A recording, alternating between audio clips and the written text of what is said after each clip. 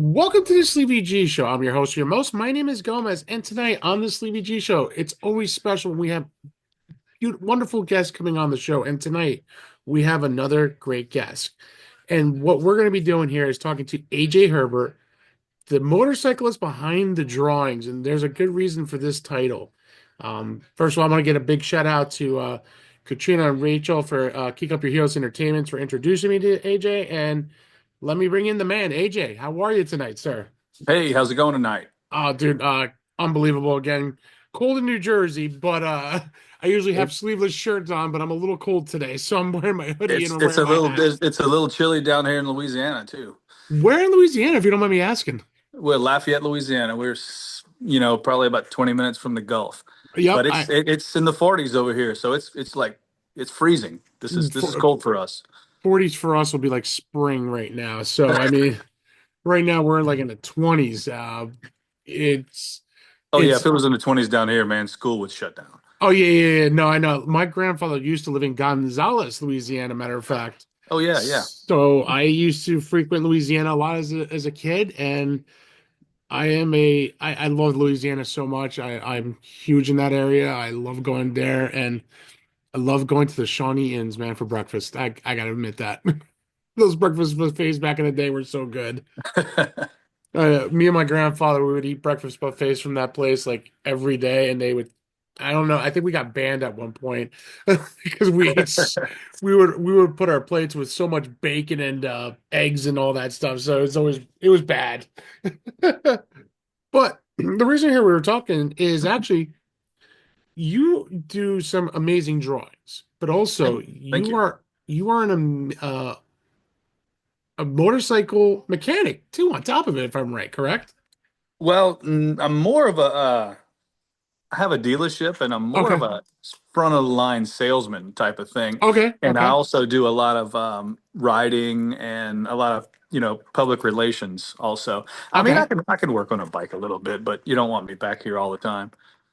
I as a salesperson who's a dispatcher and an inside sales too, I totally get that sometimes. Yeah, they want to keep me in the front a little bit.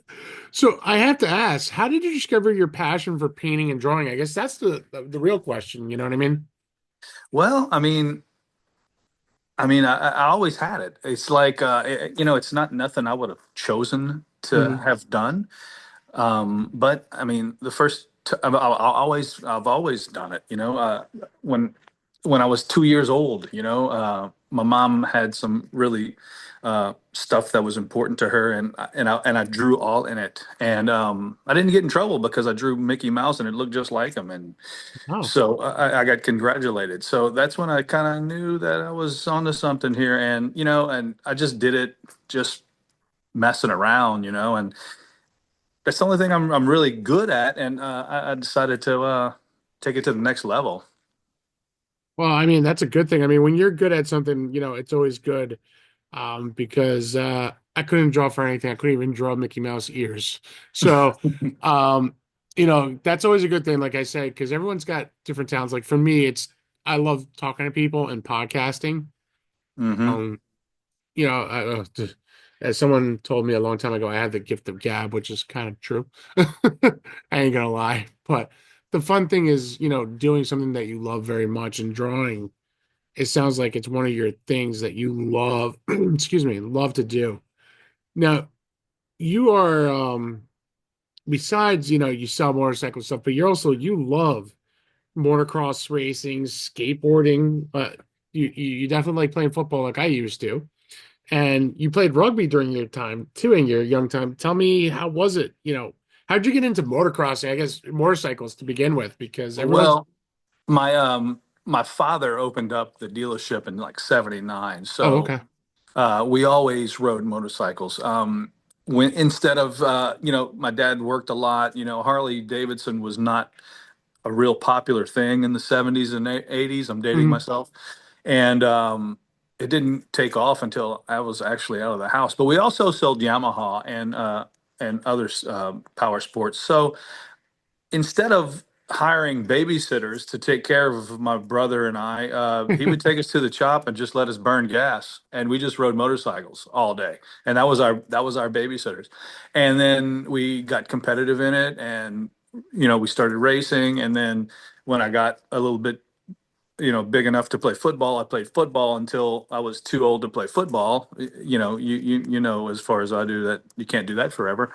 So No, then I no. then I went back to racing motocross because you could kind of do that until you're well into your 40s and 50s, unless you really bust your ass pretty good.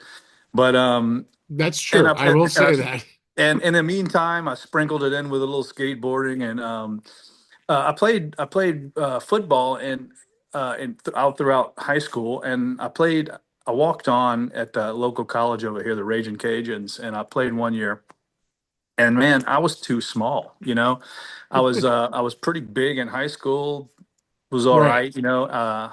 Honorable mention all district, but when I got in the college, it was just like you're playing with men, and so I played one year, and I was really too small. It was kind of like almost like Rudy.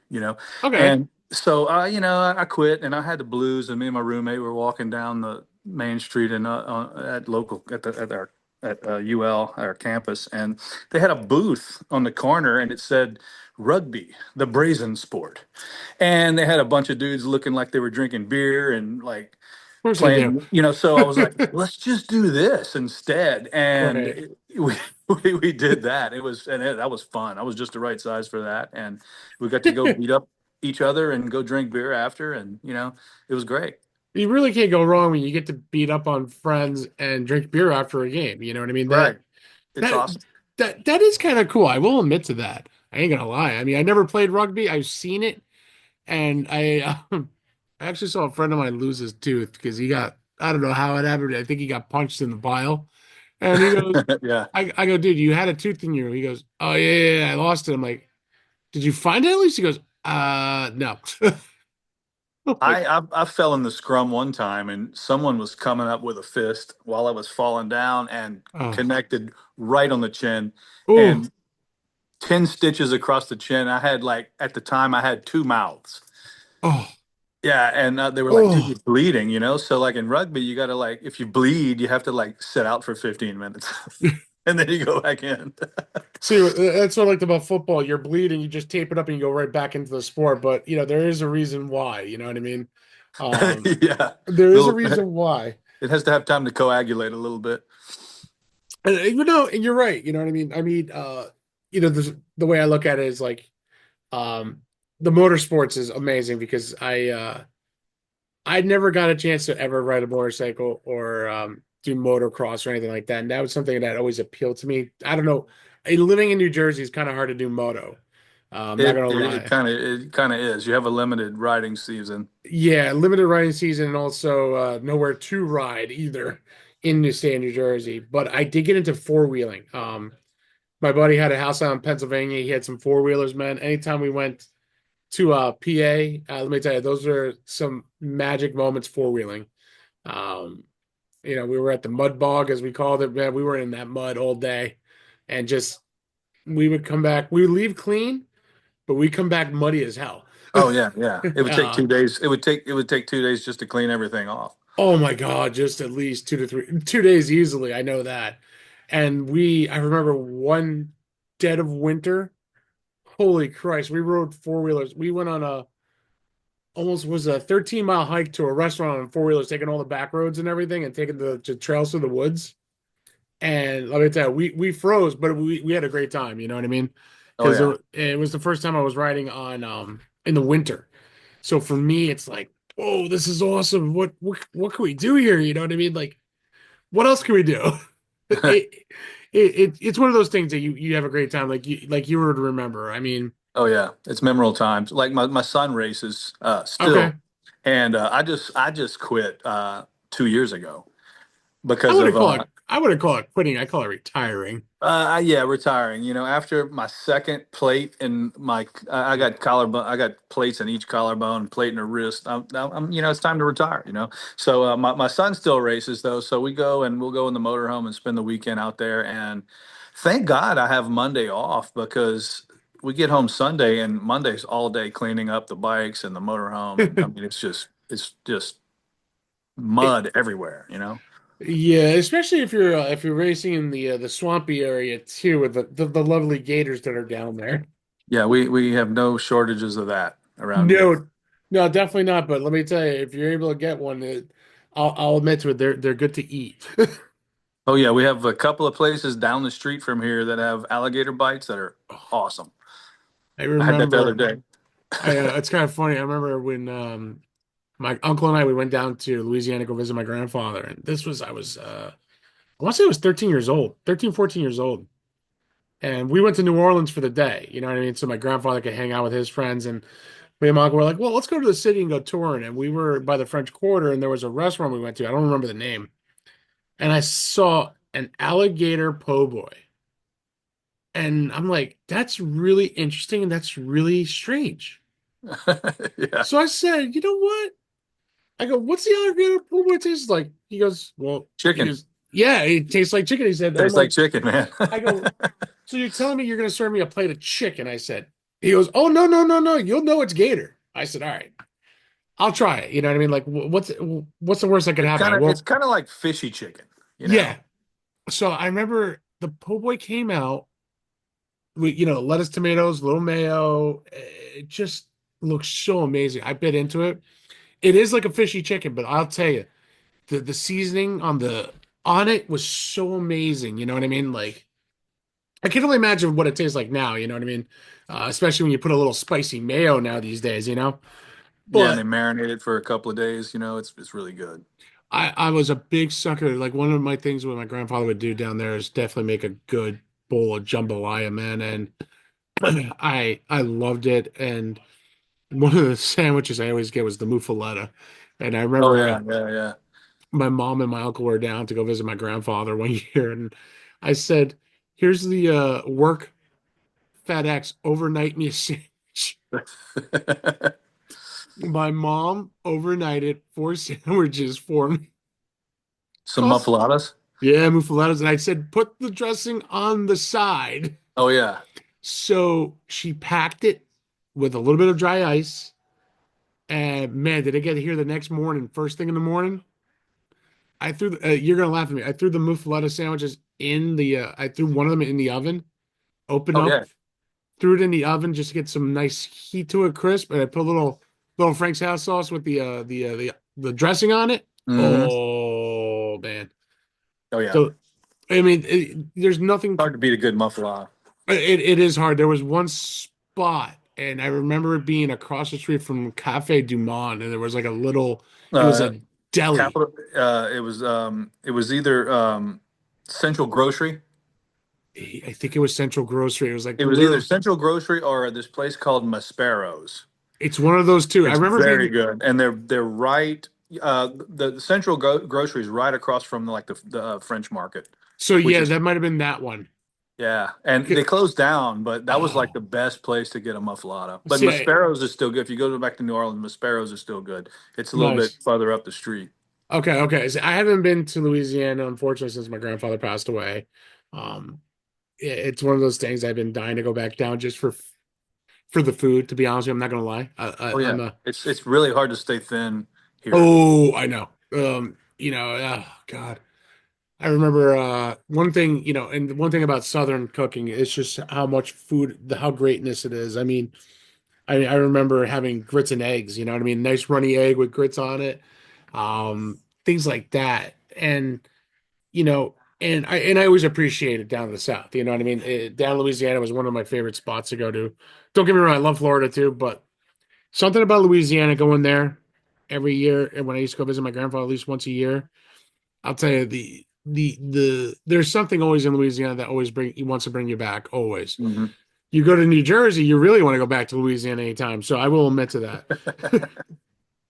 But now going into drawing, you've been doing this for so many years. What are some of your favorite pieces that you have drawn so far, AJ, that you love so much and it's dear to your heart? Man, I really don't have too many favorites, but Okay. all of them, really. It's almost like It's almost like you spend so much time on each one of them. It's almost like it's one of your kids, you know? Right. I It's totally like understand. you love all of them so much. You're going to spend, months on a painting sometimes. Hmm. And when you go to sell it, you're like, oh man, it's kind of bittersweet. Yeah, I'm getting paid for this, but this is like giving away, one of my kids, No, it's kind of, so all of them are really, really dear to me. I don't have a favorite one. I don't have a least favorite one. But no. Are it's you it's it's kind of like that. now? Do you when you say you're selling your artwork now, or do you have something set up, or do you go to shops and sell your materials? Like, what do you normally do Well, normally? Or right now, I was in a venue a few years ago in Austin and okay, at Music Hill, and that was pretty nice. But now it's kind of I'm just local right now, kind of word of mouth, and trying to get in. I'm trying to get to bigger markets right now. hmm, Trying to get more nationwide nice. through people like Katrina Hmm. and others. Yeah, and when we mean worldwide, we were talking Trina, kick up your heels, and Rachel. Them, they're up in Toronto, but nobody knows that. I mean, Yeah. I've talked to them very highly. It's actually gonna be 1 year that I've actually worked with them this year. It was like a blessing in disguise, and I have a wonderful relationship with the two ladies. And I'll tell you, they're just amazing right now, and they really love their clients, and they love what they do, and that's what helps me to love what they do because I enjoy all their clients that come on the show. You know what I mean? So Yeah. I'm They're like very they're blessed. almost like family. Yeah, that's the best way of putting it. It's a direct line. They are family and they are amazing. Um, with drawing, I mean, like, have you done like any like cool murals? I guess is another good question, like mural wise, like for yourself or for somebody personal portrait I, wise. I'm gonna say not yet. Not yet. Okay. No, because I kind of want to, Hmm. and I haven't done anything on a big scale Okay. yet. But my intuition says I will I pretty think you. soon. I think I you think will soon. I have a good feeling. Yeah, I just never had before, and I always like go to LA or something like that, and you see people painting on the sides of buildings and stuff, and I'm like, man, that's cool. And I would not put that out of scope. I Mhm. would definitely be down to do that. Something in that area would be really phenomenal, to be honest with you, because I don't think anybody or an artist in Louisiana have done anything in New Orleans like something like that. You know what I mean? I think that would be They something. have they have an artist in Lafayette that's done a lot downtown, and Hmm. his name's Robert Dafford. He's really good, and he's done a lot downtown. So I've kind of looked up to him a little bit, and Okay. but never tried anything. So Hopefully you'll maybe this. you never know. Maybe something's gonna open up for me, and so I can do that. Well, this is going to be a good year. I have a good feeling for 2025. I keep telling people 2025 is definitely going to be a different year, for everybody. Hmm. Um, I truly feel that way too. and you have to I think, I'm a believer of positivity and shedding negativity away because I've had a lot of negativity for a long time in my life, and shedding it Hmm. away was like the best thing in my life. Hmm. Me And too. you And know, manifestation and everything yeah, like that. and I'm blessed to be married to a beautiful wife with two lovely children who are very young still. But to have them on my side and my corner, like you have your family, it's important because if they don't push you, who will? Right. Um, I feel like if I didn't get pushed by them, I would not be doing what I do, especially podcasting. Because when me and my partner from another show, we were on a hiatus, and I actually got hurt, and my wife actually gave me an ultimatum. She's like, "You're bored. I see it. You need to do something. Here's your choice. You can go back playing pool, or you can start doing podcasting again on your own." I'm like, hmm, okay. I gotta get a new laptop. And I go, and then I'm thinking about it. I was actually thinking hard because I wouldn't mind going back to playing pool again because I actually was pretty decent. I've been to Vegas a few times to go for a national Wow, championship. that's impressive. It is. It's not easy though. I will say that. Everyone thinks, oh, you pick up a cue and you just shoot. You know what I mean? But it's a lot different than that. You know what I mean? Um, I can imagine. so it's like, for me, like I have the retrospect of loving motorcycles. I always loved motorcycles. I was into motorcycles. I had motocross magazines growing up, but I never got in. I never bought a bike. I never rode a motorcycle. You know what I mean? It's here in New Jersey, it's difficult. You only got, 5 months of the year to ride a bike. Hmm. Where Louisiana, you could run it a little bit longer than out here. You know what I mean? You could really You can start. ride. Yeah, you can ride all year round over here. Yeah, and that's one thing I always loved. And I got heavily into. I know it's funny when I say this, but I got into American choppers heavily, Okay. Yeah. but not just because of the family drama, but the way they made the bikes. You know what I mean? That really like I was attracted to it. You know what I mean? Like especially when they did the 9/11 Memorial Firefighter bike, which is still to this day one of my favorite bikes from them. You Hmm. know what I mean? Hmm. I remember that. And it's just I always loved the mechanic work, but I never got into becoming a mechanic. So I always loved, for some reason, the motorcycle world, but I also loved how to see how they built the bikes. You know what I mean? Like It any is amazing. It's great to see. It's fulfilling. It's satisfying to go see the mechanics in the back doing what they do and making things work and making and customize and anything. yeah, and it's just like the chopper show that you were talking Yeah, about. American Chopper. This is a family business over here also, and man, we would have the number one rated reality show if someone would just walk around with a camera over here I can all only day. imagine. The shenanigans that go down over here all day, it's and our customers, man, like, oh my God, They love it. yeah, they're just as crazy as we are, so I mean, it would we need to just have a mole with a camera around here all Oh day my and see what God. happens. You really Season should. season one, Cajun You, Harley Davidson. if I ever get a chance to go down to Louisiana, I will definitely come visit you, AJ, just because I would love to see what happens in the day in the shop. You know what I mean? Oh my God, I would, yeah, just come hang out with me. I'll just give you you can just walk around with me all day. You would just I I would so do a we'd have to YouTube. I would do an tear the smile off your Instagram. face. I listen. I would actually do an Instagram or YouTube live just to see the shenanigans. And guys, it's a live show, but we're just gonna have fun with it. Do what you normally do, and if Oh something yeah. happens, it happens. We're gonna capture it. We're gonna have fun with it. That's what I love, man. And that's what one thing that drives me, because people ask me, why don't you edit your show? I go, why? Because I go, people don't. People want to see the mistakes. People want to see you mess up. People want to see you're real. Hmm. And and with you doing your drawings, you could see that the passion that you have. You've been doing it for quite some time. You know what I mean? Like you said, for your mom, you draw Mickey Mouse, and it was pretty damn flawless. You know what I mean? Something you'll never forget. And There's another story. I was in yeah. fourth grade. I'll never forget this, man. I was in fourth grade, and my teacher was Mr. Roberts, and he was teaching. Hmm. And me, I was sitting there instead of doing what I was supposed to do, I was drawing, and I was drawing him actually. Oh wow. And so we were supposed to be doing math, something I suck at, Same here. So Don't worry about it. I need the yeah, calculators. yeah. So I'm sitting here drawing him, and he comes up, and he's walking around seeing if everybody's doing what they were supposed to do, and he slams his hand on the desk and snatches my picture away, and he goes, "AJ, I want to see your parents after school today." I was like, "What?" And both of my parents worked. We were a Right. working class family. Yeah. So like, man, for my parents to get off of work to have to go to school, man, that was my ass. I can only So like, imagine.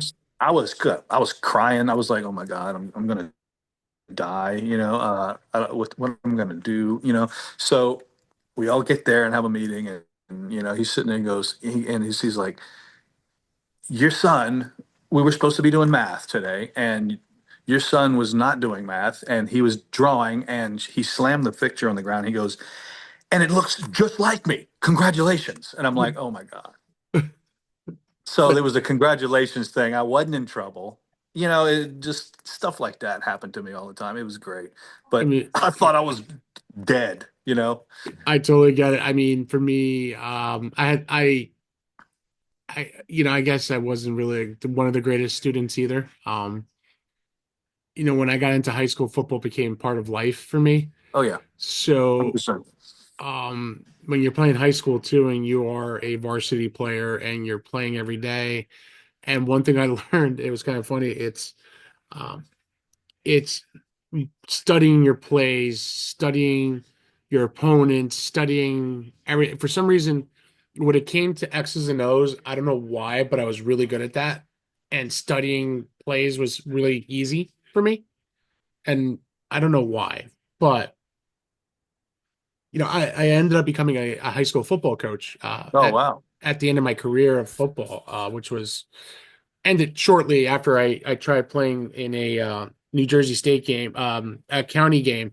I got hurt and I hurt my knee pretty bad, and I really wanted to play college ball. I never had the opportunity.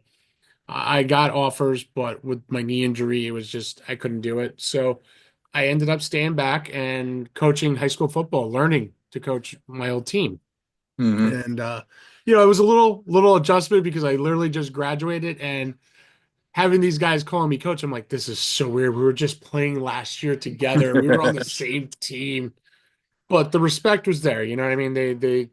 I gotta give that to them, and they respected me. And I was a freshman offensive line coach, and on Saturdays I would go out to scout other teams for the varsity team, and it was a great opportunity. And I always loved coaching, and I would literally record on Saturday.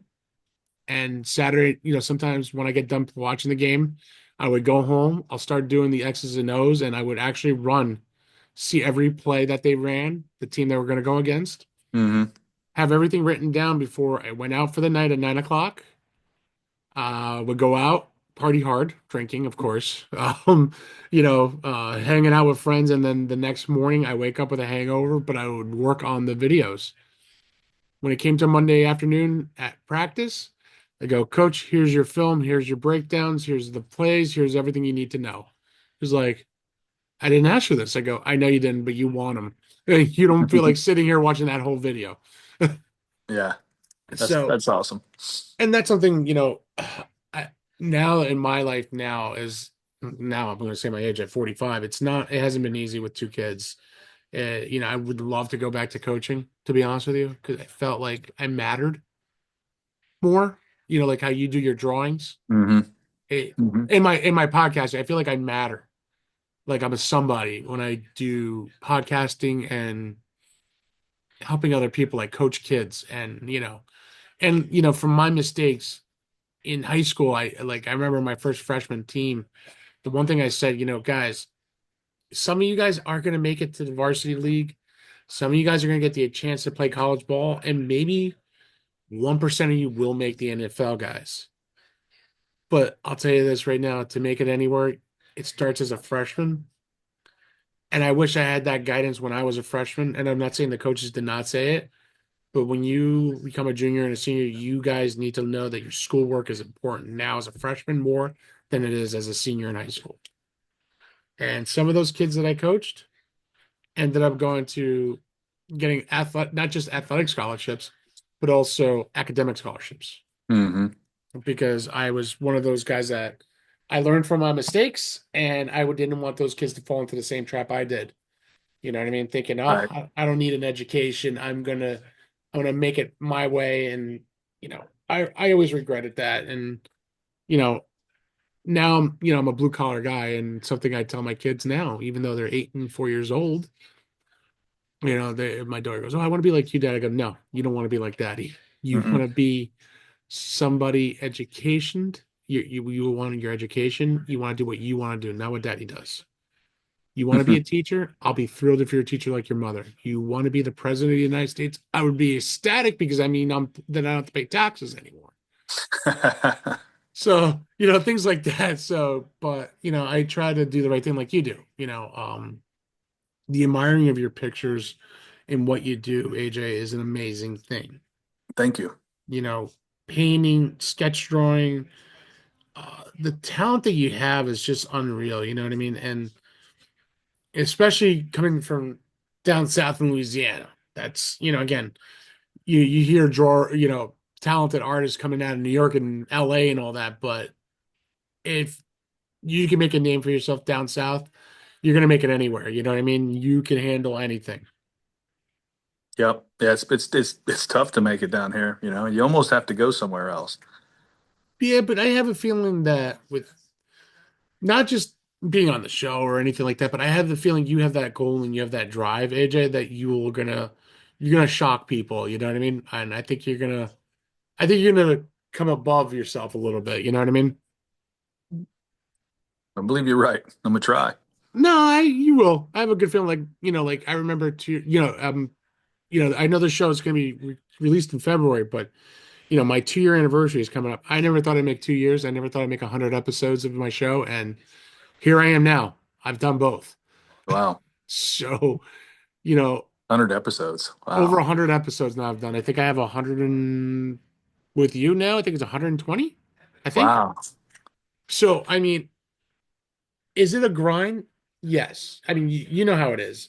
You work in Mhm. a family business, you got to grind hard, you got to work hard, you know, you got to keep pushing yourself. What's the next level to go to? You know what I mean? So, Mhm. as a owner of a dealership and working in the sales, but also in your paintings, you're looking at what's the next best thing to paint, what's the next thing to do, what's catching my eye, what are your clients looking for, you know what I mean, stuff like that. That's Mhm. something. Constantly trying to evolve that. That's Yeah. what, and basically it's whatever, interests me at the time, ooh, I'll be into this for a little while. I'll paint that. Oh, I'll be into this for a little while. I'll paint that. And honestly, whatever you're into, it's going to be good. Exactly. If you're not into it, it's not going to be good.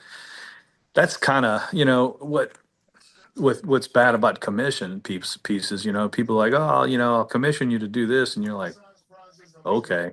But I mean, it's not, some of the stuff that you want to do is going to be way better. Well, I figure, it's kind of funny, like I know somebody who he customized sneakers. Uh-huh. He literally I I commissioned him to customize my a Sleevey G shoe for me, for my show. You know, and he's like, what do you want me to do? I said, you know what? I commissioned you. Surprise me. Yep. And that's how you know it's going to be the best he's going to do. Yeah. What's his name? Uh, it's Next Level Customs on Instagram. Okay, because I was following a guy that did really good stuff. I think that might be him. If he's from Philadelphia, that's him. Okay, it might be. Yeah, Next Level. His name is Ryan. He's actually a good friend of mine now, because we the passion that we have, and I advertise for him too a little bit. He does a lot of stuff for like NFL and stuff like that too. MLB, NFL now. He Yeah, just did something yeah. for, yeah, he's did some cool stuff for he just did an Italian shoe for that Philadelphia Eagle Big Dom, who's Oh on the yeah, sidelines. So he's done some good stuff, and I'll tell you, uh that's pretty cool. he does amazing work, and he actually has done the Sleevey G shoe, and I'm also not gonna lie, I'm a video gamer, so he actually did a PlayStation 5 controller for me, uh What? emulating my shoe, and I commissioned to do shoes for Rachel and Katrina for Kick Up Your Heels, Okay, all right. because I was sending them a token of my appreciation for them, of what they've done for me and everything. You know what I mean? So Hmm. they really blew me up, and and one thing I admire is their hard work and dedication, but also their clients like yourself, AJ. You know what I mean? Because there's stories that people don't realize and don't hear, and that's something I love to expose. You know what I mean? Hmm. And with your paintings, I think if people see your paintings, they're going to see what they love. Like if I ever say, "Hey, AJ, I need you to do an awesome painting. This is what I'm about. Do something with a skyline of New York and my family. Here's the picture of the family. Do what you do best." You know what I mean? That would something I would say, go for it. You know what I mean? Hmm. Yeah. Because that's how I am. I mean, you could do even a like, you could probably do a sports theme, stuff like that too. Like people should give you free range, especially commission pieces, because as an artist or as a musician or as of anybody, any type of artist, it doesn't matter if it's painting or talented wise, all that stuff. When people commission you to do a piece, I think they should let you get some kind of free range, because you're the artist and you have a different vision than some people, like Hmm. enlighten it. I guess, I mean, that's how I am, you know what I mean? Like I let people show their talents, I guess, like yours is the best Hmm. way of saying it Yeah. now. Yep. And that's something, that's always wild. And that's why I think your artistic journey is amazing. You know what I mean? Like I really appreciate that side of you too. And jealous of the motorcycle side too, because I always wanted to ride a bike. You know, I always wanted to ride a Harley, not for nothing. Yeah. But that dream is dwindling down because I have my family say, you're not riding a bike, except for two wheels and a pedal. So, my dreams are shot down. But one day, maybe one day before I kick, it's a bucket list thing for me. You know what I mean? Yeah. When the kids get older, man, you need to slide yourself one, you know? Once they get a little older, right now they're 8 and 4, and that's hard, Oh, yeah. especially when you live in New Jersey. It's a killer living up here. Yeah. My daughter's 20 and my son's gonna be 17, and Oh, wow. she's already taken the riding academy course. She rides. Oh, nice. My wife rides. My son races motocross. So we all ride motorcycles, you know? Okay, so you got the family.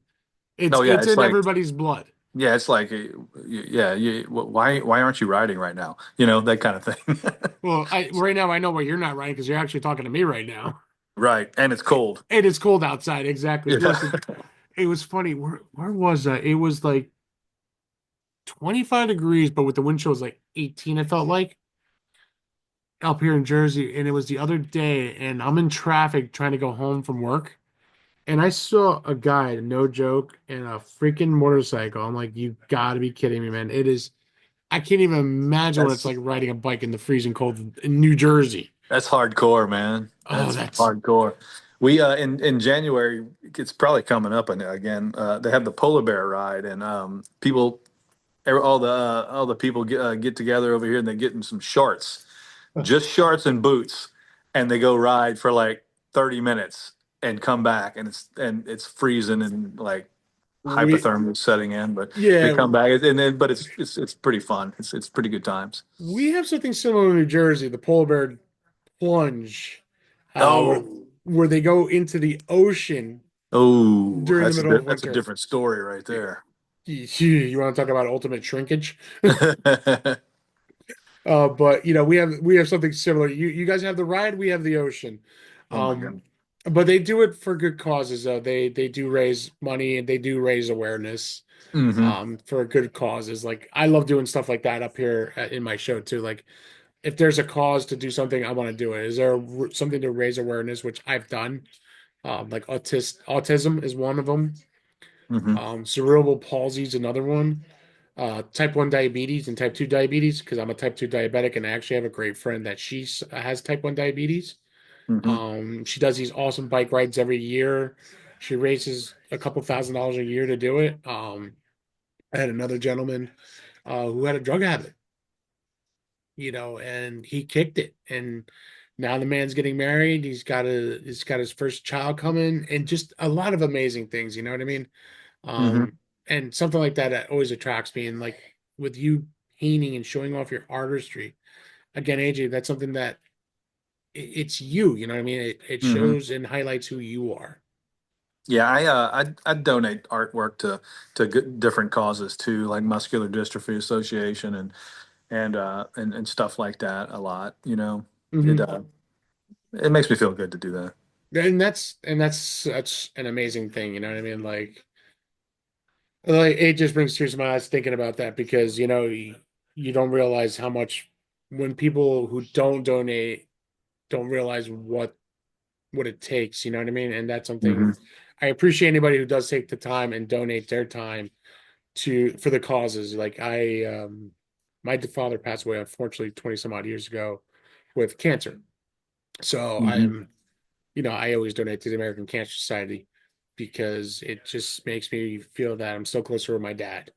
Yeah. And it's something that's dear to me. And we I try to do something. I remember high school football players back in my day, they did, my dad would donate every year after his passing to the team so they can get new equipment, you know what I mean?